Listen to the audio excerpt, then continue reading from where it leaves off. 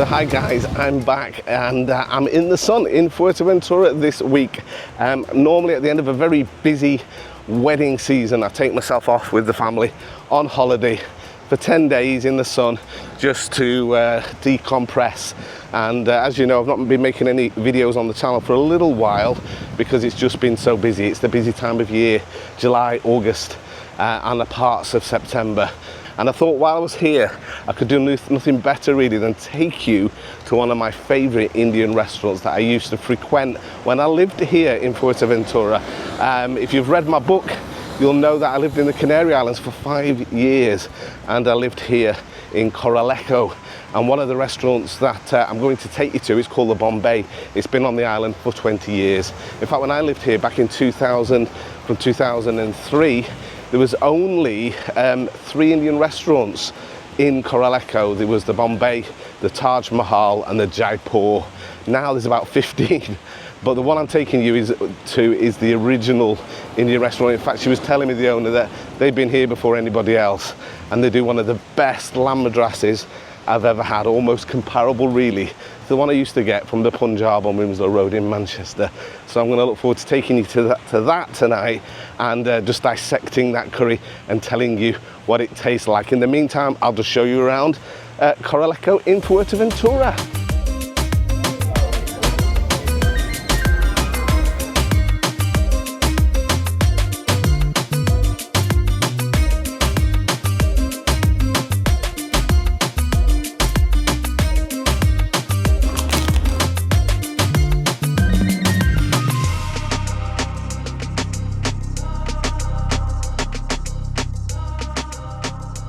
That chicken is lovely and tender.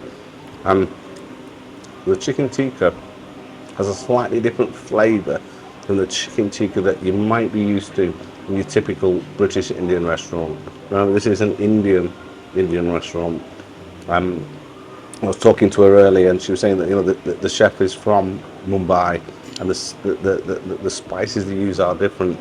It's more subtle. But you can definitely taste the yogurt and the lemon. We have another taste.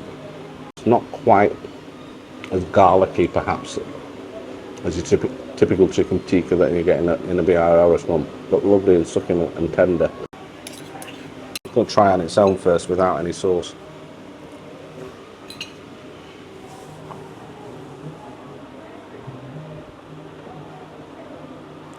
Excellent. I've actually not had the onion bhajis from here before, but they are just what an onion bhaji should be.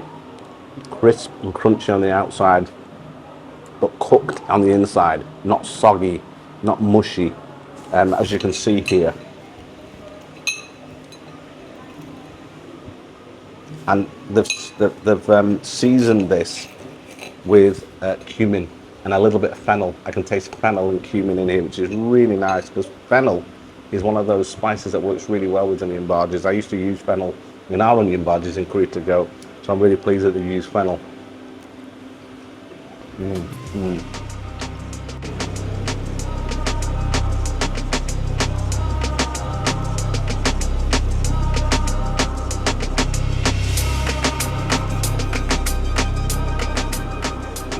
So I'm just going to try this.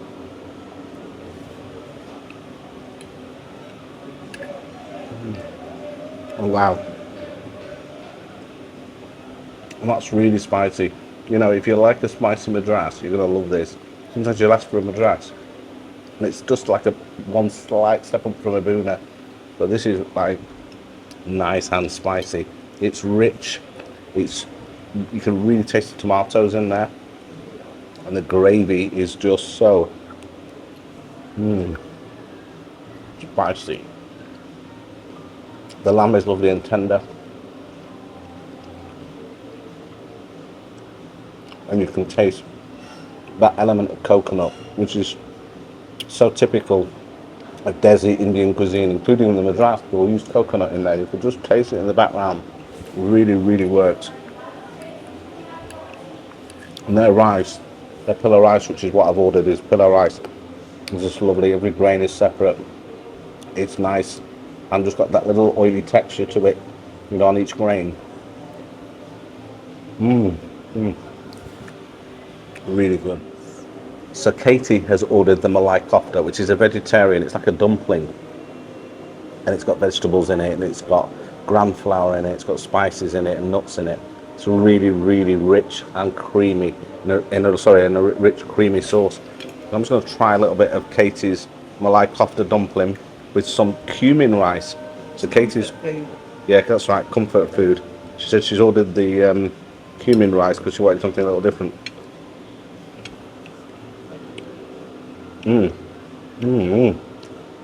It's sweet, this actually. It's reminds me a little bit of like a royal korma, but vegetarian. The dumplings are lovely, nice and textured. Again, you can taste coconut in there, and I can taste, yeah, I think maybe there's even potato in there. It tastes a bit like there's potato in it. Really, really tasty. Like this have nuts in as well, probably cashew nut. Yeah, I really like that. It's not my particular type of dish, but Katie loves it. But really nice. If you like creamy, sweet, vegetarian, you will love the malai kofta. You must order that when you come here.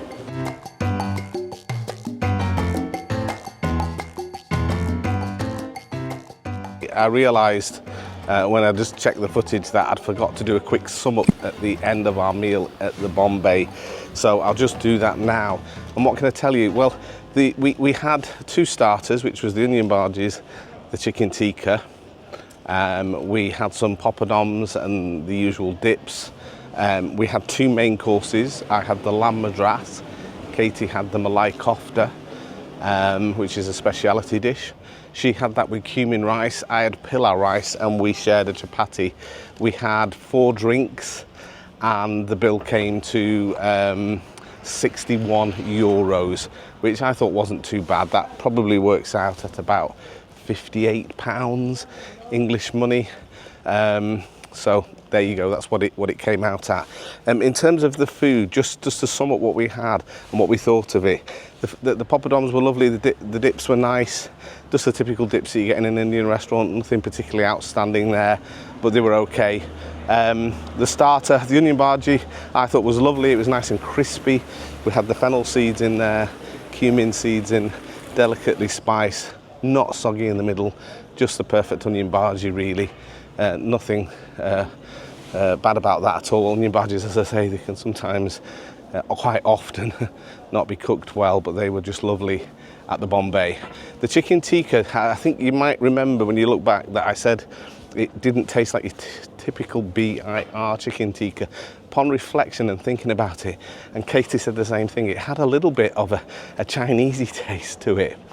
I don't know what seasoning they'd used. It was nice, the chicken was tender, but there was like a sort of slightly soy sauce Chinese flavour, which I don't, sometimes you get that influence with Indian cuisine. They sort of merge with Chinese a little bit, and there was a little bit of a Chinese taste with that chicken tikka, so it wasn't necessarily my favourite upon reflection, but it was okay. The lamb madras was just delicious. What I loved about it was spicy, but it was spicy not on the level of putting tons of chili powder in there. They used fresh chilies, they used lots of fresh ginger, and what they'd done about the ginger as well, which was a little bit different, was rather than just add juliennes of ginger at the end of the dish, which is also nice, but they'd cooked the ginger in the curry sauce so that when you ate the ginger it was soft and it melted in the mouth, and you could taste it, and that just made me think really. I thought I should do that really.